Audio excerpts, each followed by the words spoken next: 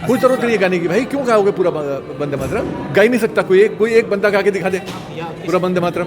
जिस महिला ने पूरी जीवन अपना यहाँ पे लगा दिया, उसकी देशभक्ति का क्या सवाल उठाना? आप वो मुद्दे उठाते हैं जिनमें समाज बढ़ता है, तो उसमें धार्मिक शब्दावली का प्रयोग है। तो जाहिर है हमारा देश जो है वो डाइवर्सिटी का देश है, तो ऐसी चीज़ हम क्यों करें? डिप्रेशन है, दिमागी नक्सल, ये तो आप लोगों की सोच पर कंट्रोल करना चाहते हैं ना। आप सोचना बंद करें, आप दिमाग का इस्तेमाल करना बंद करें। आप दिमागी बजरंगदली बताइए ना, दिमागी संगी भी होगा, हो सकता है पॉसिबल, ऐसी कोई पॉसिबिलिटी है? नहीं हो सकती। तो दिमागी वही होगा जो दिमाग का इस्तेमाल करता है, जिससे आपको नफरत है। क्या पढ़े लिखे लोगों पर निशाना है? हाँ, पढ़े लिखो, भाई वो तो साफ जाहिर है कि पढ़े लिखों पर निशाना है। कह रहे हैं तो इनके खिलाफ एक सिविल डिफेंस तैयार करने की ज़रूरत है। सिविल डिफेंस तो इनका अपनी प्लानिंग है ना, सिविल डिफेंस नहीं है, ये अपनी डिफेंस है, ये सेल्फ डिफेंस है, क्योंकि और कोई रास्ता बचा नहीं, आपको रास्ता नहीं बचा है। नौजवान नई जेन जी जिसको कहते हैं, नई जनरेशन वो सवाल उठा रही है, जेन अल्फा उठा रही है, स्कूल के बच्चे प्रोटेस्ट कर रहे हैं, लखनऊ में देखिए प्रोटेस्ट हो रहा है। तो ऐसा माहौल बना हुआ है जिसमें इस तरह की जो जुमले हैं वो आसानी से काम आने वाले नहीं हैं। राजस्थान से खबर आई कि स्कूल में जो है वीडियो बनाने पर उन चीज़ों पर रोक लगा। हाँ बिल्कुल। अब वो रोक की राजनीति है ना, आप कुछ कर नहीं सकते, हर जगह आप पाबंदी है। तो उन पाबंदियों को चैलेंज करने का माहौल आज है मुल्क में बना हुआ है। और नौजवान ख़ास तौर से हमारी जनरेशन तो जाहिर है कि वो थकी हुई जनरेशन है, उसने जो करना था कर दिया। अब जो नई जनरेशन है उसमें नई एनर्जी है, उस पर नए हथियार हैं, नए तरीक़े हैं, नए जुमले हैं, नई ज़बान है, जो आज की जो हमारी लीडरशिप है उसको नहीं भा रही है वो ज़बान, उसमें वल्गैरिटी दिखाई देती है। आपको दिखाई दे रही है वल्गैरिटी, हमें लगती है, लेकिन नई जनरेशन को नहीं लगती। क्या सर अब देश में क्रांति शुरू हो गई, जिस प्रकार से 7 साल का बच्चा 5 साल का बच्चा सवाल करने लगा है? क्रांति लफ्ज़ तो एक बहुत बड़ा शब्द है, लेकिन ये कि शुरुआत सवाल करने की शुरुआत है। लोगों ने सवाल पूछना शुरू किया है, लोगों ने ये सवालिया निशान लगाना शुरू किया है। जैसे यही दिमागी नक्सल है, ये 2-3 दिन में ही कितने सवाल पैदा कर दिए लोगों ने। तो ये पिछले 10 साल में नहीं हो रहा था, 12 साल में, ये अब हो रहा है।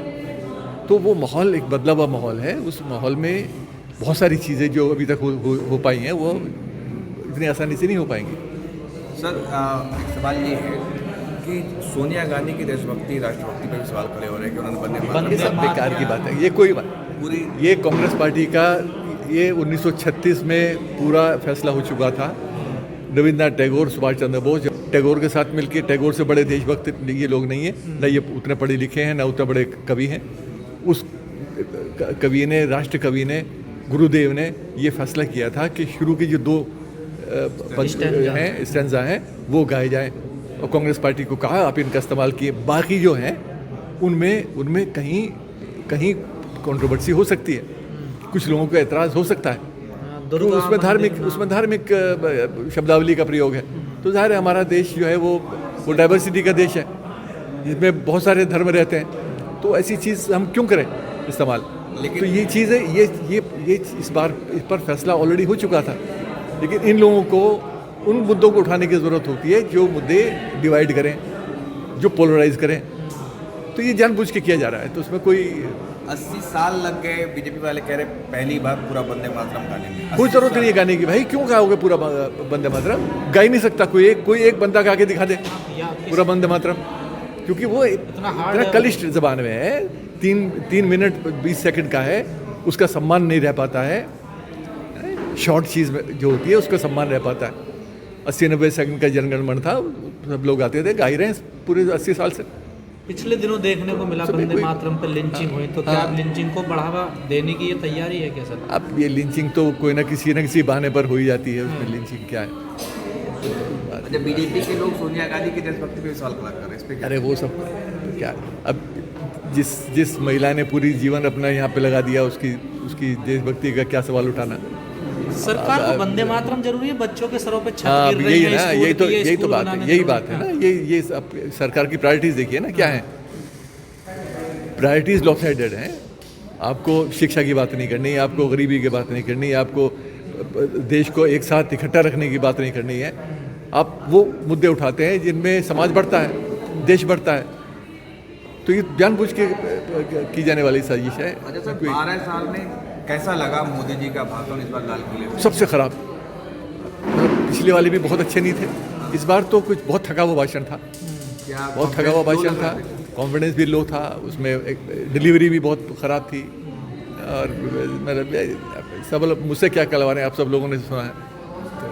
ठीक। जेएनजी आंदोलन के बाद जेएनजी को बड़ी जीत मिली है, इस देश पहली बार सरकार को झुकना पड़ा, उसके बाद ही पहला भाषण था। आपको कैसा लगा देख करके, उनको क्या समझा? नहीं, उस घबराहट थी ना उस जेएनजी के भाषण के बाद, जेएनजी के आंदोलन के बाद ये घबराहट देखने को मिली, है ना। ये लगा चेहरे से कि भाई कुछ असर हुआ है, कुछ असर हुआ है। अब उस असर को दिमागी नक्सल कह के आप एक्सप्रेस करते हैं, वो आपकी गलती है, उससे सबक लीजिए।